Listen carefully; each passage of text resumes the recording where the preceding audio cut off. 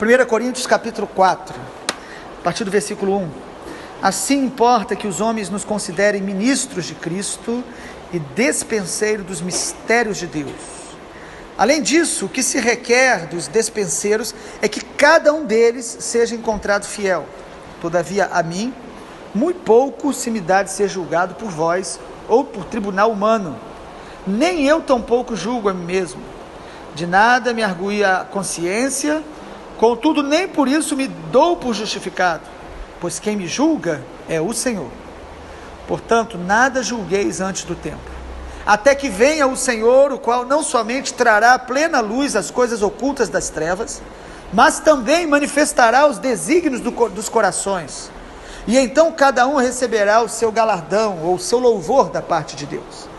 Estas coisas, irmãos, eu apliquei figuradamente a mim mesmo e a Apolo, por vossa causa, para que por nosso exemplo aprendais isto: não ultrapasseis o que está escrito, a fim de que ninguém se ensoberbeça a favor de um em detrimento de outro. Pois quem é que te faz sobressair? E que tens tu que não tenhas recebido? E se o recebeste, por que te vanglorias como se o não tivera recebido? Já estáis fartos, já estáis ricos, chegastes a reinar sem nós. Tomara reinasses para que também nós viéssemos a reinar convosco.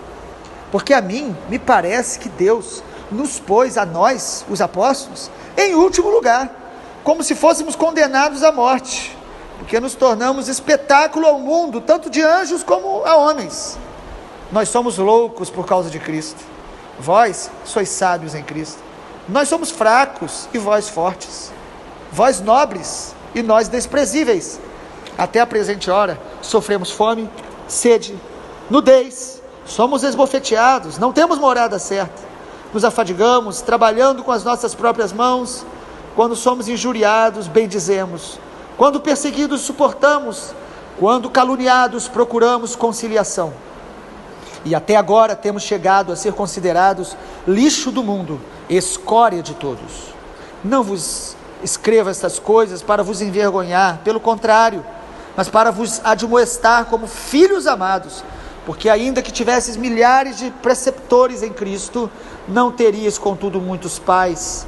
Eu pelo Evangelho vos gerei em Cristo Jesus, admoestando-vos, portanto, a que sejais meus imitadores. Por essa causa vos mandei Timóteo, que é meu filho amado e fiel no Senhor, o qual vos lembrará os meus caminhos em Cristo Jesus, como toda parte ensino em cada igreja.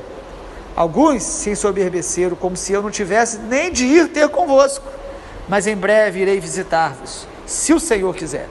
E então conhecerei não a palavra, mas o poder dos ensoberbecidos. Porque o reino de Deus consiste não em palavra, mas em poder. Que preferis? Ireis a vós outros com vara, ou com amor e espírito de mansidão? Glória a Deus. O apóstolo Paulo, querendo, por causa do Senhor, óbvio, querendo ver a maturidade da igreja, começa a apertar a linguagem dele para falar com os irmãos de Corinto. 1 Coríntios capítulo 4, nós queremos compartilhar sobre a maturidade e a submissão às autoridades. Irmãos, na sabedoria de Deus, na multiforme sabedoria de Deus, Deus estabeleceu a igreja para caminhar debaixo da dependência do Espírito Santo, do fundamento da sua palavra, mas da condução de homens e mulheres que o Senhor levanta para serem líderes, uma expressão não tão boa, não tão bíblica, mas para pastorear a igreja que é dele, é de Jesus. A igreja é de Jesus, mas dentro do corpo o Senhor estabelece funções, e Ele estabelece lideranças. Nós precisamos ter isso bem compreendido para que nós possamos ser maduros espiritualmente, como igreja, como ovelhas. Precisamos amadurecer neste relacionamento com as autoridades espirituais que o Senhor nos coloca. A igreja madura, ela vai ter um relacionamento maduro com as autoridades dadas por Deus. E Deus, de tempos em tempos, vai renovar isso em nosso coração, vai mostrar ao nosso coração como nós estamos diante daqueles que o Senhor colocou para nos liderar. Nesse capítulo 4, Paulo primeiro, ele deixa claro algumas algumas características dessa liderança que o Senhor levanta. Primeiro, ele diz que esses líderes devem ser fiéis e bíblicos. Ele diz, o que se espera de um despenseiro, ou seja, alguém que administra essa despensa do Senhor, o alimento do Senhor, para poder compartilhando na família espiritual, espera que eles sejam fiéis e bíblicos, porque ele diz, olha, ninguém se ensoberbeça, no versículo 6, em favor de um em detrimento do outro, ultrapassando o que está escrito. Então a liderança deve caminhar na fidelidade a Deus e na fidelidade à palavra, não começar a querer inventar coisas que estão fora da Bíblia e se ensoberbecendo. Deus me mostrou, eu tenho uma revelação. Amado, nós temos discernimento, às vezes que Deus vai dando diferente a cada um, mas nós precisamos ser fiéis e bíblicos. É isso que espera de um bom líder, líder servo, líder que o Senhor Jesus levanta para apacentar a sua igreja.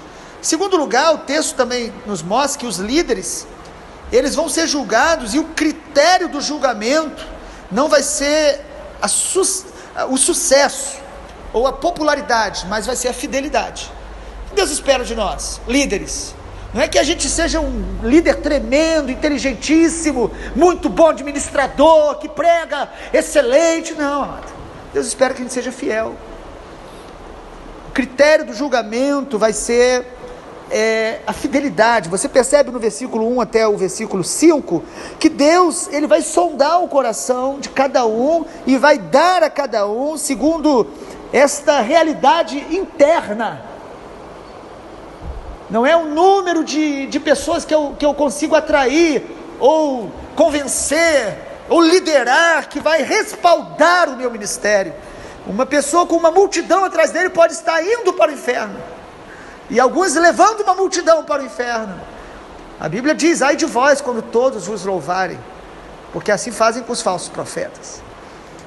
Escrevendo a carta a Timóteo, o apóstolo Paulo diz que as pessoas vão correr atrás dos falsos mestres, que vão falar o que elas gostam de ouvir, e vão falar misturando muitas coisas de Deus, coisas boas, mas que vão atrair pessoas. Amado, o que vai realmente torna um líder aprovado por Deus não é a popularidade ou o sucesso, mas a fidelidade.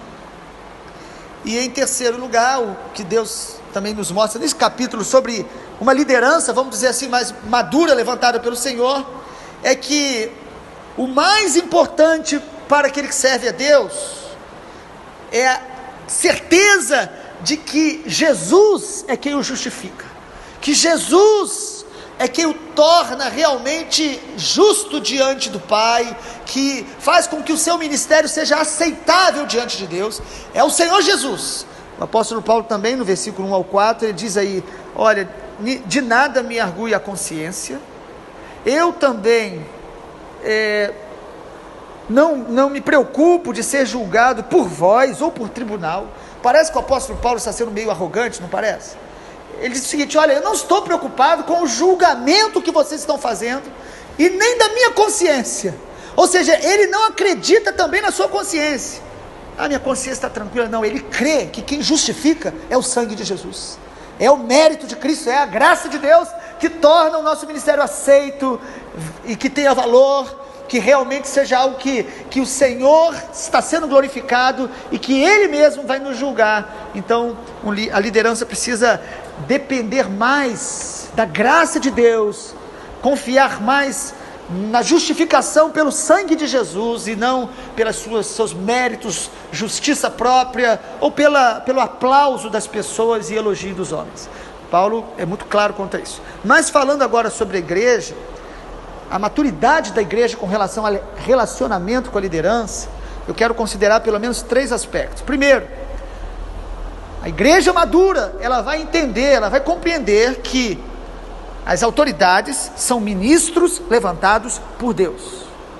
As autoridades são ministros levantados por Deus. Isso não pode ficar apenas no nosso intelecto. Isso precisa ser algo discernido espiritualmente. Amado, as coisas espirituais não se entendem, elas vão ser discernidas espiritualmente.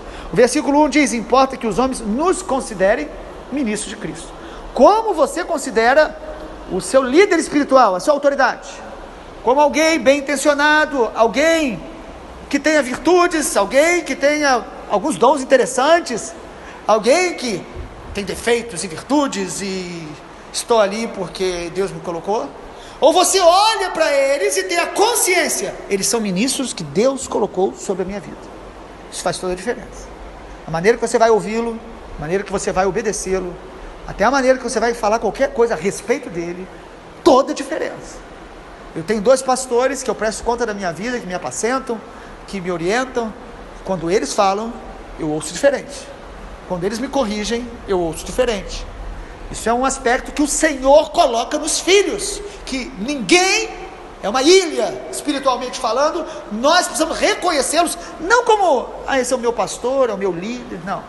Precisa olhar para a liderança principal da congregação onde você participa e entender, eles são ministros que Deus colocou na minha vida. Deus dá a gente pastores, limitados, falhos, mas o Senhor colocou sobre nós. O apóstolo Paulo fala isso a uma igreja que ele escreve, dizendo: vocês me ouviram como ouvissem o próprio Deus. Se você e eu tivermos esse discernimento, a nossa vida espiritual ganha uma projeção, uma maturidade expressivamente maior do que aquilo que a gente às vezes experimenta. Segundo lugar, isso, antes de falar do segundo aspecto, isso tem a ver com um princípio que a gente gosta muito de falar, né? Que a unção que você reconhece é a unção que te ministra. Quanto mais você reconhece as autoridades que o Senhor te deu como ministros do Senhor, você vai ser mais ministrado, mais vai aprender, mais vai ser tocado por Deus através deles, nas coisas mais simples, porque o Evangelho é simples. Nós não precisamos nos revirar e trazer palavras de sabedoria humana para aquilo te impressionar ou mudar a tua vida.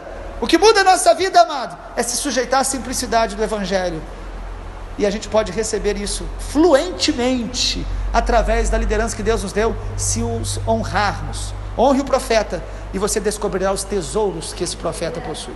Segundo aspecto da maturidade da igreja no relacionamento com a liderança é não alimentar um espírito crítico.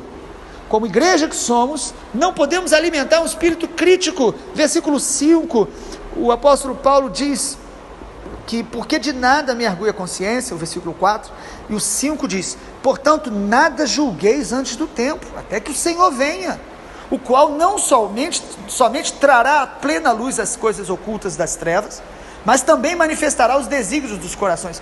Paulo está dando um recado para aquela igreja que se achava, a igreja de Corinto se achava, somos fortes, somos poderosos. Ele está dizendo: olha, parem de julgar antes do tempo, coloque um freio nesse espírito crítico. Jesus falou tanto sobre isso: não julgueis para não ser julgados. Em outro momento nós vamos perceber que Paulo fala que há uma necessidade também da igreja julgar algumas coisas que são explícitas, que são claras, que a igreja vai ter que realmente avaliar e orar e buscar de Deus, muitas vezes na questão de disciplina. Mas quando a Bíblia fala para não julgar, está falando para não fazer uma inferência, ou imaginar julgar o coração do outro. Nenhum de nós conhece o coração do outro, nem o nosso a gente conhece. Então Paulo está dizendo: cuidado com o espírito crítico, que é próprio do coração humano para com as autoridades, seja quem for. Por que nós criticamos tanto? Por causa da soberba do nosso coração, do nosso orgulho. Porque ao invés de me submeter e sujeitar, que exige humildade, submissão é a humildade de reconhecer a autoridade do outro. A gente prefere criticar, procurar os defeitos, os erros, e fazemos isso com muita facilidade. Talvez vocês não, mas eu sim. E Deus vai nos exortando para não julgar, não alimentar aquele espírito crítico que evidencia o orgulho, que observa, e quando criticamos é uma maneira de justificarmos a nós mesmos a nossa rebeldia e submissão.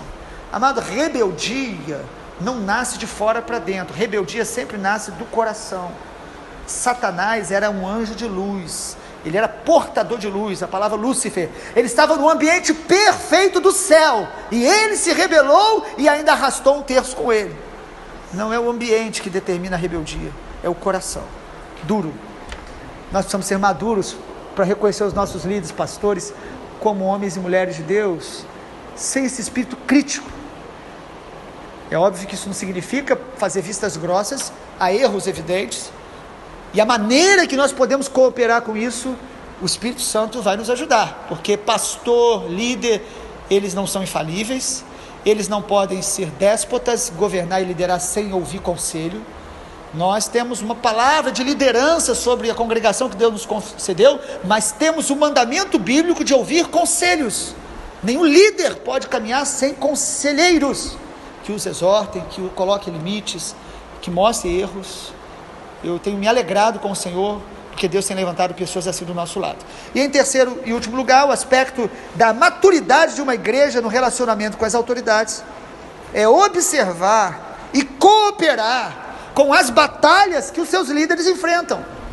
Uma igreja madura, ela não nega que seus líderes são humanos, que têm lutas, pelo contrário, elas conseguem observar e cooperar para ajudá-los nas suas batalhas. O versículo 2, irmãos, até o 13, o que Paulo vai falando aqui, antes do 6 ao 13, ele diz aqui que ele passou das lutas mais tremendas. No versículo 8 ele diz: já estáis fartos, ricos, vocês estão até reinando sem nós. Paulo está dizendo que aquela igreja de Corinto estava achando assim: nós podemos caminhar sozinhos, nós não precisamos mais do apóstolo Paulo. E ele ironicamente diz: vocês estão reinando, vocês estão bem mesmo, não precisam nem da gente mais, né? E ele diz, versículo 9, mas porque a mim me parece que nós, aí ele fala dele, parece que nós estamos em último lugar, parece que a gente é a escória do mundo, parece que a gente foi condenado à morte, nos tornamos espetáculo ao mundo, tanto de anjos como homens. Ele está mostrando aqui as batalhas que ele enfrentava, porque como líder, Paulo nunca escondeu o seu lado fraco. É muito difícil para o coração orgulhoso humano entender que na nossa fraqueza Deus pode nos dar força, que reconhecer a fraqueza é uma maneira tremenda de experimentar a graça de Deus, força de Deus, misericórdia de Deus. Paulo está dizendo: olha, eu passo por tudo isso, se vocês estão se achando, eu quero que vocês saibam que eu preciso de ajuda, eu dependo de pessoas. Paulo escrevendo 2 Timóteo, o último capítulo, ele fala lá, traz Marcos, que ele é útil para o ministério, todos me deixaram, se sentindo abandonado, e aqui ele está dizendo: olha, eu tenho tudo isso. A igreja madura vai observar e vai ajudar os líderes nas suas limitações, ao invés de usar as fraquezas e lutas dos líderes para justificar a sua distância, a sua crítica, o seu espírito orgulhoso. Concluindo, irmãos, a imaturidade da igreja de Corinto se revelava na presunção de se acharem muito suficientes, autossuficientes. Eles se achavam maduros, eles se achavam satisfeitos. Quando nós começamos a nos achar, irmãos, na verdade nós estamos precisando nos enxergar mais, nos enxergar melhor. A igreja de Corinto achava que eles estavam muito bem. Se perguntasse para eles como vai a igreja, olha, está ótimo, crescendo, muito bom, tem muitos dons. Olha, é até batalha na hora de dons, porque na hora do culto é tanto dom que, se alguém perguntasse à igreja de Corinto, a opinião deles acerca deles era elevadíssima, e estavam acomodados com esse entendimento que eles achavam: não, aqui tem muito conhecimento, tem Bíblia, tem isso. E me lembra muito a igreja brasileira, sabe, irmãos, a igreja de Corinto, com as virtudes dadas por Deus. Nós não estamos aqui vendo só o lado negativo, mas com uma necessidade de amadurecimento em Cristo. Por quê? Por causa do dia da vinda do Senhor. Paulo deixa isso claro aí no versículo 5, que o Senhor vai vir e vai trazer à luz todas as coisas. A igreja de Corinto se achava forte, enquanto Paulo se achava fraco. A igreja de Corinto se achava independente, enquanto Paulo se percebia dependente, precisando de ajuda, de oração. A igreja de Corinto se achava invencível, enquanto Paulo, ele percebia a sua fraqueza e a sua vulnerabilidade e a dependência da cruz para justificar não só a sua consciência, mas todas as demais coisas. De maneira bem resumida, ser maduro é ser semelhante a Jesus. E Paulo parece que usa isso nesse capítulo, mostrando o seguinte: olha, o modelo de uma liderança bíblica é o modelo de Jesus, não é um superstar, é um servo. E esse modelo da liderança é para inspirar a igreja a amar e caminhar junto, a desfrutar da vida de Cristo que flui no corpo através da sua liderança e através uns dos outros, é óbvio, ele vai falar isso em 1 Coríntios 12, mas reconhecer que o Senhor nos dá pastores. Algumas pessoas às vezes dizem: não se faz mais pastores como antigamente. mas a Bíblia diz que é Jesus que faz os pastores. Ele diz, eu vos darei pastores segundo o meu coração. Deus te deu pastores, honre-os, ame-os, permaneça ao lado deles, tenha aliança, seja alguém de aliança, aquelas pessoas que quando alguém chega perto, as pessoas logo dizem, não fala mal do pastor perto dela que ela não aceita. São pessoas que são sérias, e Deus vai levantar pessoas maduras, que conseguem enxergar as limitações da liderança, mas não usam isso contra a liderança. São como filhos de Noé, um olhou a nudez do pai e saiu falando, e foi amaldiçoado. O outro foi de costas e cobriu a nudez do pai. Nós somos gente assim hoje na igreja brasileira, amando e orando pelos seus líderes, ajudando-os, e quando necessário corrigir, fazê-lo de maneira bíblica, madura, com os meios que a Bíblia ensina. Senhor Jesus seja louvado. Amém?